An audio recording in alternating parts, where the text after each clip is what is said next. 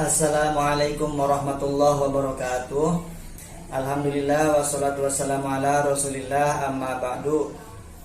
Baik teman-teman, mari kita lanjutkan kajian kita kitab Matan Safinatus Shalat. Sebelum kita lanjutkan, mari kita kirim Fatihah dulu, khususnya ke mu'alif, ke guru-guru kita juga ya. Semoga apa yang nanti kita bahas bermanfaat, khususnya bagi saya pribadi, juga bagi teman-teman semuanya.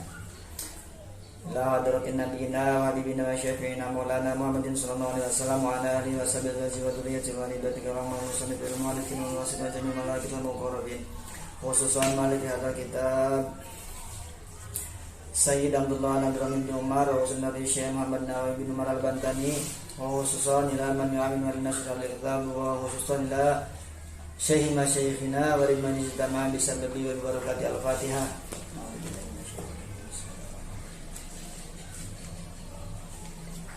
Iya kan Abu Dua iya kan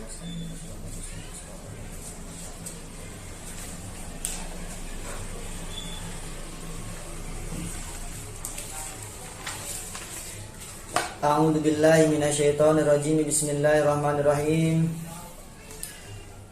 Qala al-mu'allifu rahimahullahu ta'ala wa nafa'ana bihi wa bi ulumihi fid dharain amin ya rabbal alamin. Bismillahirrahmanirrahim. Asani utawi kang kapindo taharatun iku suci bil wudu'i kelawan sebab wudu wal gusli lan adus. Bismillahirrahmanirrahim. Pada pembahasan kemarin ya, sudah kita bahas bahwa syarat sholat yang pertama itu adalah kita harus suci dari najis, baik pakaian kita, kemudian badan kita, juga tempat sholat kita harus terhindar dari najis. Kemudian yang kedua, syarat sholat yang kedua, asani toharon bil wudu wal ghusl. Kita harus suci. Sucinya yang pertama dengan sebab wudu, yang kedua sucinya dengan sebab mandi. Nah, berarti di sini kita harus suci dari hadas kecil dan hadas besar ya. Hadas itu apa? Hadas itu adalah keadaan seseorang yang belum suci, tidak suci, keadaan seseorang tidak suci. Kemudian hadas ada dua, hadas kecil dan hadas besar. Kalau hadas kecil itu cara mensucikannya dengan wudu, kalau hadas besar itu cara mensucikannya ya dengan mandi besar. Ini dua-duanya umumnya dengan air. Tapi misalnya kalau nggak ada air, maka boleh diganti ya dengan tayamum. Tayamum, mandi dengan tayamum, wudu pun dengan tayamum diperbolehkan selama memenuhi persyaratan yang ditentukan oleh syariat. Konsekuensinya kalau kita enggak suci, punya hadas ya, hadas kecil misalnya, kita enggak boleh sholat, haram sholat. Kenapa? Karena sholat itu harus suci. Enggak boleh pegang Quran ya kalau kita udah balik. Kalau hadas besar, berarti kita apa konsekuensinya nanti? Haram diem ke masjid, haram sholat, haram baca Quran, haram pegang Quran, dan seterusnya. Itu. Nah, kalau hadas besar itu harus dengan mandi ya. Nah, mandinya ada niatnya, niat junub, niat haid, niat nifas, niat wiladah, dan seterusnya. Kemudian harus merata juga airnya ke seluruh tubuh ketika mandi besar. Harus diperhatikan, ada ilmu-ilmunya, ada cara-caranya. Makanya kalau nggak tahu cara-caranya ya pokoknya otomatis lah nggak diterima ibadahnya itu karena menyalahi aturan.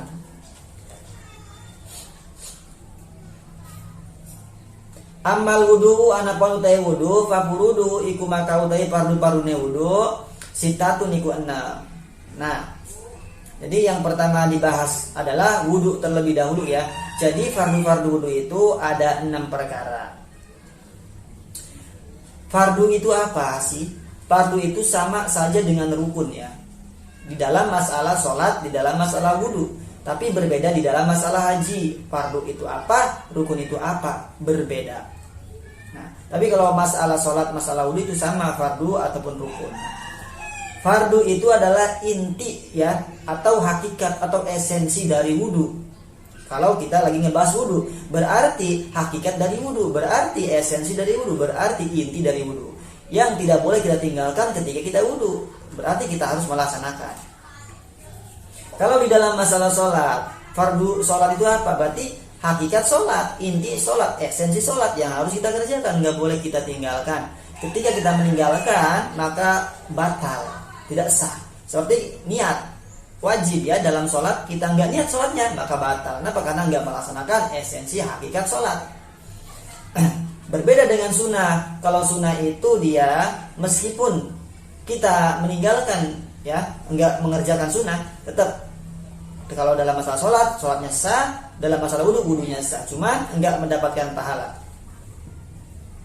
Tapi meskipun sunnah tetap harus kita laksanakan ya. Kenapa? Karena mendapatkan pahala, mengikuti sunnah Nabi juga kan, seperti itu.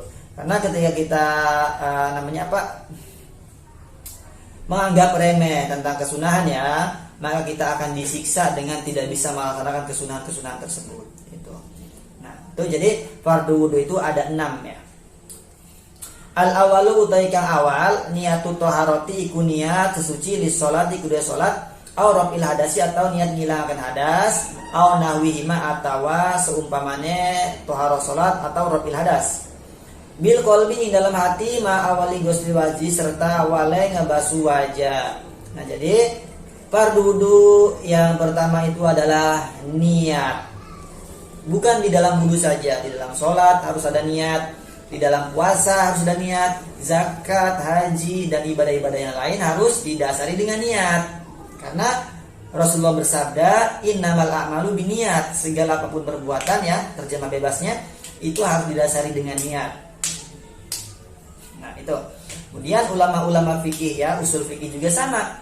Dia membuat kaidah bahwa al-umuru bimaqasidiha. Sama perbuatan-perbuatan itu ya tergantung dengan maksud-maksud tujuannya, niat-niatnya. Makanya niat itu punya wajib, dalam sholat wajib, dalam wudu pun punya wajib ya.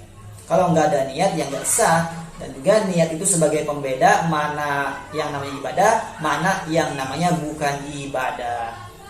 Niatnya itu harus benar. Seperti dikatakan dalam kitab Imam Ibnu Ruslan dan Zubair, fasohihin niyata qoblal amali wa'ti biha makrunatan bil awali. Fasohih, maka kita itu harus apa? Membenarkan terlebih dahulu terhadap niat sebelum kita amal, berbuat. Nah, kemudian niat itu dipasang pada awal kita mau mengerjakan sesuatu tersebut. Jadi niat kita harus benar, sholatnya niatnya harus benar, wudunya harus benar ya, puasanya niatnya harus benar, ngajinya niatnya harus benar, dan seterusnya. Karena bisa berpengaruh, berdampak ya. Kalau kita sholatnya, ngajinya, puasanya niatnya salah, pengen di alam, ria dan sebagainya, ya sia-sia, nggak mendapatkan pahala. Sebaliknya, kalau misalnya kita kerja tapi niatnya baik, untuk apa? Untuk buat ibadah niatnya. Untuk apa lagi? Untuk nafkah anak istri, untuk sedekah, untuk membangun pondok pesantren, masjid dan sebagainya, itu bagus niatnya. Nah, meskipun kita kerja, nah kerjanya itu mendapatkan pahala ya. Itu. Jadi penting niat. Di dalam wudu pun sama ya. Nah, niat.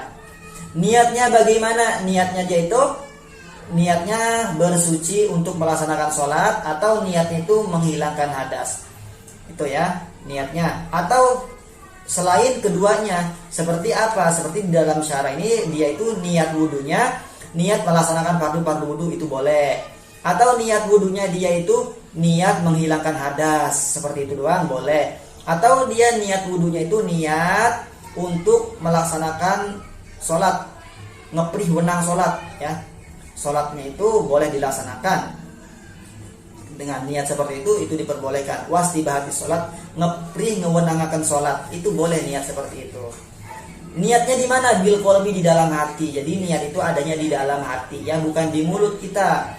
Kalau di mulut itu hukumnya sunnah, namanya talafud biniat. Kalau yang diajarkan di kampung-kampung itu yang sudah masyhur kan, niatnya begini. Bismillahirrahmanirrahim. Nawaitul wudu'a li raf'il hadasil asghari fardhon lillahi ta'ala. Niat isun ing wudu karena ngilangkan hadas kang cilik hale fardu karena Allah taala. Nah, niatnya seperti itu. Talafud melafadzkan niat. Nawaitul wudu'a itu punya sunnah. Niatnya yang wajib itu di hati kita. Hatinya ngomong niat isun ing wudu dan seterusnya. Itu ngomong hatinya. Nah, dipasangnya ketika kita ngebasuh awal dari wajah, bagian mana yang kebasuh itu harus ditempeli dengan niat. Kalau niat di dalam sholat itu dipasang ketika kita baca Allahu Akbar atau takbiratul ihram. Kalau di dalam wudu kita niatnya dipasang ketika kita ngebasuh wajah kita. Nah, bebas ya, niatnya tadi udah disebutkan di atas. Niatnya misalnya ketika ngebasuh wajah niat isun ing wudu karena menghilangkan hadas boleh, atau niat isun ing wudu karena ngeprih wenang melaksanakan sholat boleh, atau niat isun melaksanakan fardu-fardu wudu boleh, atau kayak tadi yang lengkap tuh niat isun ing wudu karena menghilangkan hadas kan cilik oleh fardu karena Allah Ta'ala itu boleh. Itu dipasang ketika kita awal ngebasuh wajah. Itu yang pertama, niat. Asani utawi kang kaping 2 ghuslul wajhi ku ngebasuh wajah mim mabda'i tasdihil jabhati ila muntaha dzaqani. Mim mabda'i tasdihil jabha saking kawitan duren batuk atau jidat ila muntaha dzaqani tu makamari tempat notoge janggut atau dagu. Wa minal udhuni lan awit saking kuping ilal udhuni tu makamari kuping. Illa batina liyati rajuli wa aridahil kasifaini. Illa batina liyati rajul, kecuali jero jenggote wong lanang wa aridahi lan godeg lorone lanang al kasifaini kang kandel karone keduanya. Jadi pardudu yang kedua itu adalah ngebasuh muka ya.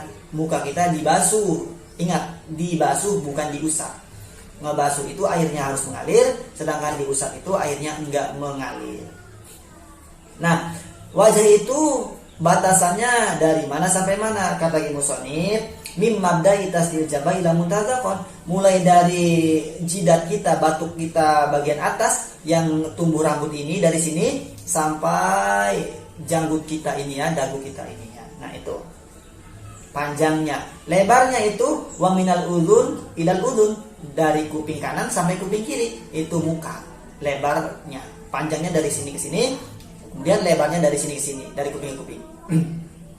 Itu semuanya harus kebasuh ya. Kemudian alisnya harus kebasuh, kemudian bulu matanya harus kebasuh, kemudian sambangnya harus kebasuh, jenggot yang tipisnya itu harus kebasuh, kulitnya harus kebasuh semuanya. Itu.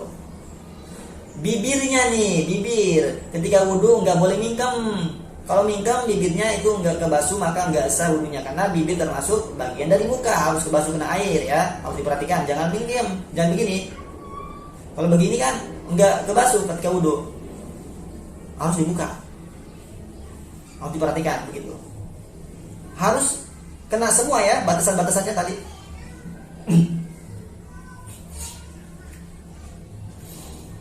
Kemudian illa batina liyatir rajul wa aridil kasifain, kecuali bagi laki-laki yang dia itu memiliki jenggot yang tebal ya. Kalau dia mempunyai jenggot yang tebal atau sambang yang tebal, brewok ya, brewok, sehingga brewoknya itu kulit yang ada di dalamnya itu, yang ada di dalam brewok nggak kelihatan, itu dikatakan tebal, maka cukup ya, nggak usah dibasuh juga. Sunnah hukumnya yang punya jenggot tebal laki-laki itu dia sunnah tangannya itu nyela-nyela jenggot. Tapi meskipun dia itu wudunya enggak dibasuh sampai dalam, enggak apa-apa, sah ya. Kenapa? Karena tebal. Tapi kalau jenggotnya tipis, sambangnya tipis, itu harus kena air kulitnya sampai akar-akarnya ya. Nah, kecuali dia itu si laki-laki tersebut brewok, sambangnya, jenggotnya, maka cukup ya. Tapi dia disunahkan untuk menggosok-gosok jenggotnya supaya airnya itu masuk sunnah. Nah, batasan tebal dan tipisnya itu ketika kita berbicara berhadapan ya dengan orang yang brewok, maka si kulitnya ini nggak kelihatan. Nah, kalau nggak kelihatan kulit janggutnya atau kulit sambangnya ini ya, samping kanan samping kiri nggak kelihatan, misal, berarti dia dikatakan tebal. Tapi misalnya kalau kita berhadapan, berbicara hadapan, mukhotobah ya, kemudian kelihatan kulit janggutnya, kelihatan kulit sambangnya, maka itu dikatakan tipis. Ketika tipis harus dibasuh semuanya, harus kena kulit-kulitnya gitu. Harus diperhatikan juga kalau ada cat, ada tip X, ada pulpen dan sebagainya, itu harus dihilangkan ya. Kemudian Asalisu tekan kaping telu goslul yadaini iku ngebasuh tangan loro ma'al mirfaqaini serta sikut karone. Nah, yang ketiga itu adalah ngebasuh dua tangan ya, tangan kanan dan juga tangan kiri. Sunahnya itu tangan kanan dulu kemudian tangan kiri. Batasannya sampai mana? Sampai siku kita, sikut ya. Cara ngebasuhnya itu dari jari-jari kita kemudian sampai siku, jangan dari atas. Kalau dari atas itu nanti airnya dikhawatirkan menjadi mustakmal. Kenapa? Karena bagian atas ini adalah anggota yang sunnah. Tapi kita ngebasuhnya yang wajib dulu ya, supaya airnya nggak mustakmal. Makanya di kitab-kitab lain itu ada bahasanya ilal mirfaqaini, tapi di sini ma'al mirfaqaini. Ila itu sampai kan, dari sini sampai sini itu bahasanya ilal. Sama ya, harus kena semua sekelilingnya nih. Batasannya juga harus kena. Kemudian kalau tangannya ada 6, tangannya ada 7, ada kutil, ada sebagainya, rambut dan sebagainya itu tetap harus dibasuh. Perhatikan kukunya ada kotoran apa enggak, itu harus diperhatikan ya, harus terkena air semuanya. Bagaimana kalau dia nggak punya tangan? Kalau nggak punya tangan, diukur aja. Tangan itu biasanya panjangnya berapa senti. Nah segitu yang harus diwudui nanti. Kemudian ar-rabi'u utai kang kaping papat mashu aqalli syai'in iku ngusap kang kendike suwiji-wiji mim basyaratir roksi saking kulit endas au min sya'rihi atau saking rambutnya endas. Idza lam yakhrujil mamsuhu minhu tekalane orang metu apa kang den usap minhu saking endas bil madik laun didawakaken atau diuluraken an hadir roksi saking batasan endas ya. Nah, jadi yang keempat itu fardu wudu itu adalah mengusap bagian yang sedikit dari apa? Dari kulit kepala, atau yang enggak diusap itu bukan kulit kepalanya tapi rambutnya itu boleh. Yang penting rambutnya ini adalah rambut kepala. Misalnya kalau kalian itu udah udah pakai sisir, udah rapi rambutnya kan, maka ininya aja rambut bagian belakang boleh, yang penting rambut kepala. Bagian samping kanan, bagian samping kiri, sampai atas belakang itu boleh, yang penting rambut kepala. Atau kalau nggak ada rambutnya, ya apanya? Ya kulitnya, kulit kepalanya kan, seperti itu. Orangnya botak kan berarti ya kulitnya. Seperti itu. Jadi boleh ya. Yang penting itu adalah rambut bagian kepala. Kalau janggut, kalau sambang, kalau rambut tangan itu enggak termasuk ya. Itu bukan rambut kepala namanya. Nah itu. Ini hanya diusap ya, bukan dibasuh. Kalau dibasuh tadi muka dibasuh dan tangan dibasuh ya. Ini diusap. Kalau usap kan hanya begini saja. Tempelin air, usap. Begitu. Kalau basuh kan airnya mengalir.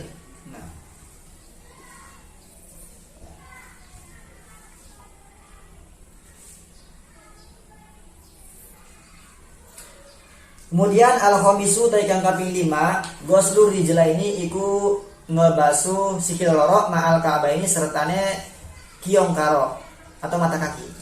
Yang kelima itu adalah ngebasuh dua kaki. Jadi dua kaki itu punya wajib ya. Batasannya sampai mana? Sampai dua mata kaki. Dari jari-jari kaki sampai mata kaki itu batasannya. Sunahnya sama, kanan dulu kemudian kiri. Tapi kalau muka ada kanan ada kiri, itu yang mana dulu? Itu digabung, dibarengin aja. Itu karena anggota yang menempel ya, sedangkan tangan terpisah. Makanya sunnah takdimul yumna alal yusro. Kemudian sunnah juga tiga kali basuhnya ya. Sama harus diperhatikan kuku-kuku yang ada di kaki, kemudian kotorannya yang ada di kuku ya. Kemudian cat, tipek dan seterusnya harus diperhatikan juga. Kalau jari-jari kakinya ada 6 ya harus dibasuh juga sama. Ngebasuhnya sama ya, dari bagian yang wajib dulu, jangan dari bagian yang sunnah. Dikhawatirkan nanti airnya itu mustakmal. Kemudian asa disu utai kang kaping 6 tartibuhu ikut tertib wudu. Tertib itu meruntut ya. Kama zakarnahu kayak barang kang nyebut kita ing barang. Jadi yang keenam itu fardu wudu adalah tartib. Mendahulukan yang pertama, mengakhirkan yang akhir. Seperti tadi kan, pertama itu niat, kemudian basuh muka, tangan, kemudian rambut kepala ya, kemudian kaki tertib, itu berurutan. Tapi kalau wudunya nggak tertib, kaki dulu, tangan dulu, kemudian rambut dulu, itu nggak tertib namanya, berarti wudunya nggak sah karena menyalahi aturan. Tertib itu berurutan ya.